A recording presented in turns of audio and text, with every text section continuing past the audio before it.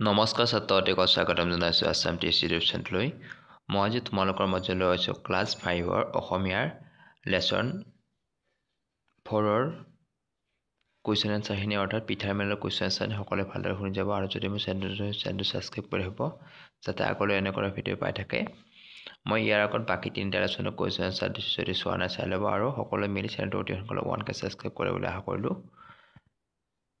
কবিতাটো এবাৰ মই পঢ়াই দিছোঁ। অকমানিহঁতৰ ভৰালি কোঠাত বিহু উৰুকা ৰাতি, পাচিত বহি পিঠাবোৰে আছিল কথা পাতি। চুঙা পিঠাই মাতিলে খপৰাই খোলা চাপৰীয়া বাই, দেশৰ কথা দহৰ কথা শুনিছনে নাই। টপাটপ ৰসৰ গোল্লা মুখত সোমাব পাই, লাড়ু আৰু পিঠাবোৰক খাই হীনৰ চকুৰে চাই। পিঠাৰ এই ঘোৰ অপমান তালৈ কোনে কৰে কাণ, এইদৰে হ'লে আমি বেছিদিন জীয়াই থকাই টান। এই দেশত আৰু বেছি দিন নাই আমাৰ ভাত, কিয় ক'ব তেনে দুখ লগা কথা, সুতুলিয়ে দিলে মাত।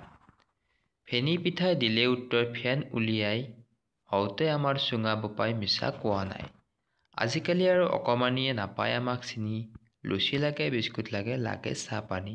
কবিতাটোৰ কবি হ'ল অতুল চন্দ্ৰ হাজৰিকা।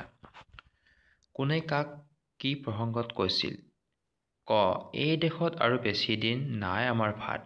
উত্তৰ, উক্ত কথাষাৰ চুঙা পিঠাই খোলা চাপৰীয়া পিঠাবোৰৰ ঘোৰ অপমান দেখি কৈছিল।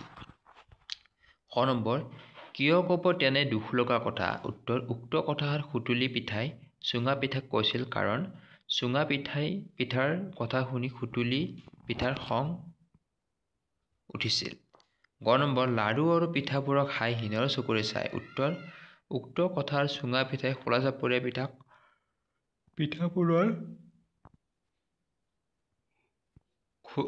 পিঠাবোৰৰ ঘোৰ অপমান দেখি কৈছিল।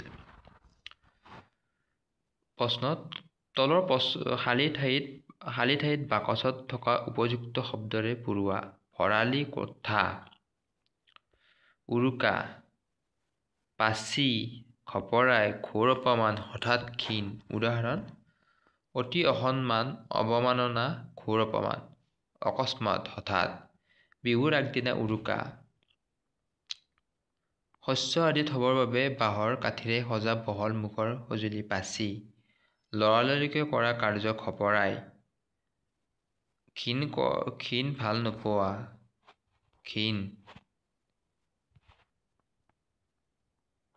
ঘিণা ভাল নোপোৱা ঘিণ। বস্তু সামৰি থোৱা কোঠা, ভৰালি কোঠা। পদ্যটোত উল্লেখ থকা পিঠাবোৰৰ নামবোৰ পাচিৰ পৰা উলিয়াই খালী ঠাইত লিখা।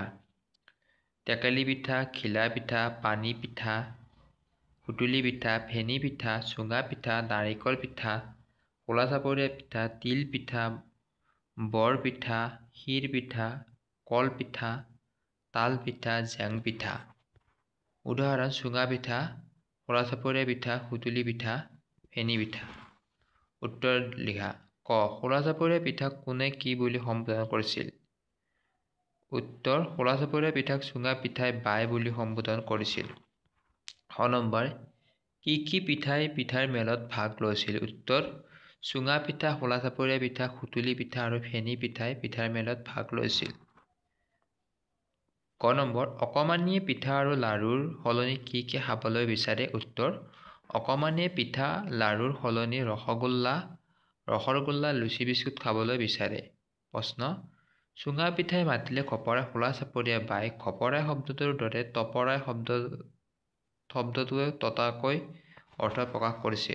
উদাহৰণ, ৰাজুৱে সকলো কথাতে খপৰাই মাতে। খ, সি টোপনিৰ পৰা খপৰাই উঠিল।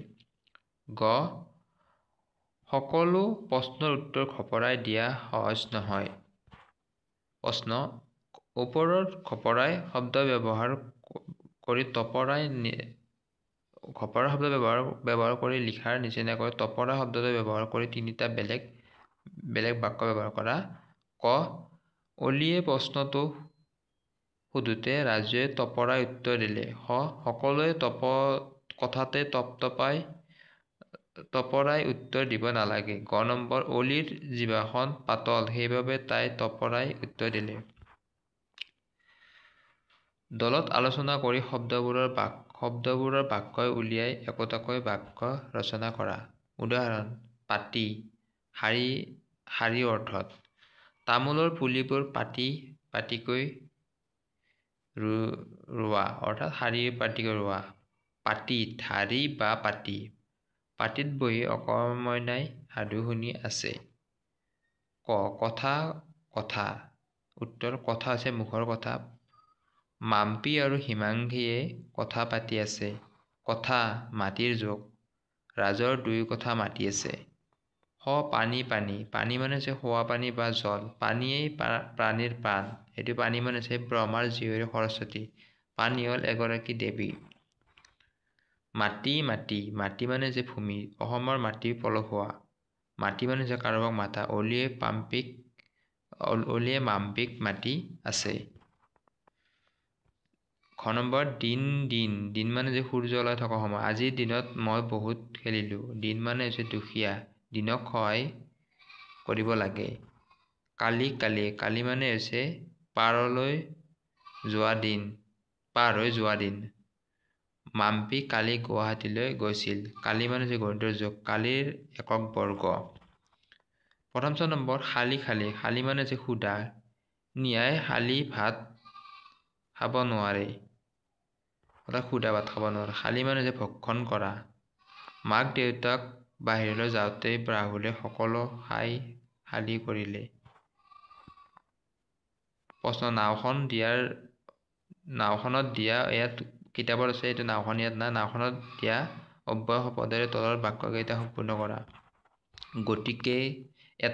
গতিকে, নাইবা, যিহেতু, দেখোন, কিন্তু আৰু বা। ক। ৰমলা আৰু ৰহিমলা দুয়ো বাই ভনী। ৰমলা আৰু ৰহিমলা দুয়ো বাই ভনী। খ নম্বৰ: বিদ্যাই পৰম ধন, গতিকে মনোযোগেৰে পঢ়া শুনা কৰিব লাগে। গ নম্বৰ: এটা ঘৰ নাইবা এখন চকীৰ ছবি আঁকা। ঘ নম্বৰ: কাহিনী শুনিও দেখোন ৰস পোৱা যায়। ঙ নম্বৰ: মই আজি খেলিবলৈ নাযাওঁ, যিহেতু কাইলৈ মোৰ পৰীক্ষা আছে। আজি ক্লাছটোত ইমানখিনি আছিল। নেক্সট আৰু বাকীবোৰ দি যাম। সকলোৱে ভালকৈ পঢ়িবলৈ আশা কৰিলোঁ আৰু সকলোৱে চেনেলটো ছাবস্ক্ৰাইব কৰিবলৈ আশা কৰি ইমানতে সমাপ্ত কৰিছোঁ। নমস্কাৰ।